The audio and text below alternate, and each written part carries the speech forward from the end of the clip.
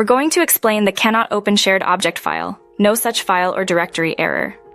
This frustrating error usually pops up when your program can't find a necessary library file. Those write single quote .so, write single quote files on Linux, or write single quote .dl, write single quote files on Windows. Let's troubleshoot this step by step. 1. Identify the missing library. The error message itself often hints at the missing library. Look closely. It usually names the specific write single quote dot. So write single quote or write single quote .dl, write single quote file that's causing the problem. Note down the exact name. 2. Check your system's library paths. Your system has specific directories where it searches for these library files. On Linux systems, common paths include /lib, /usr/lib, /usr/local/lib, and others depending on your distribution. On Windows, it's often COS Windows System32 or COS Windows syswow 64.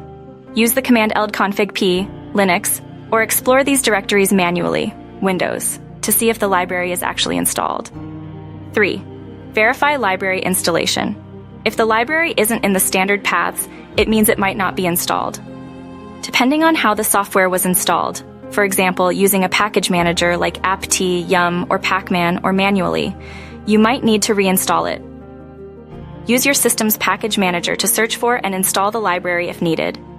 For manually installed software, you may have to re-download and reinstall the application. 4.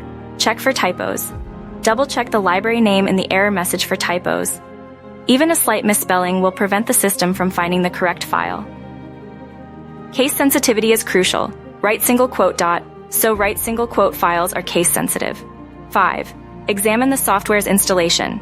Some software requires specific environment variables or configuration files to correctly locate dependent libraries.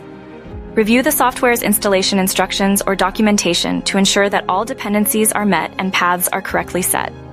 Check if any environment variables like ld_library_path, Linux, or path, Windows, need adjusting to include the directory containing the library. 6. Library version. Mismatch.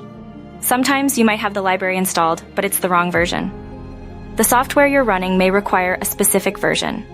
Check the software's requirements and ensure the installed library matches. If not, you might need to find and install the correct version. 7. Permissions issues. In rare cases, file permissions might prevent your program from accessing the library.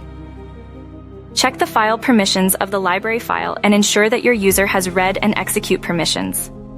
Use the chmod command on Linux to adjust permissions if necessary. 8. Corrupted library files. A corrupted library file can also cause this error. Try reinstalling the library or the entire application to resolve this issue. If you are using a package manager, it often has an option to repair a package, which might resolve the corruption without a complete reinstall.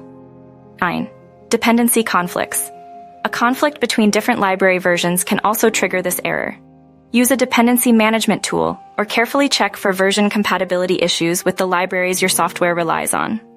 10. System update or reinstall, last resort. If none of the above works, you may consider a system update or even a clean reinstall as a last resort.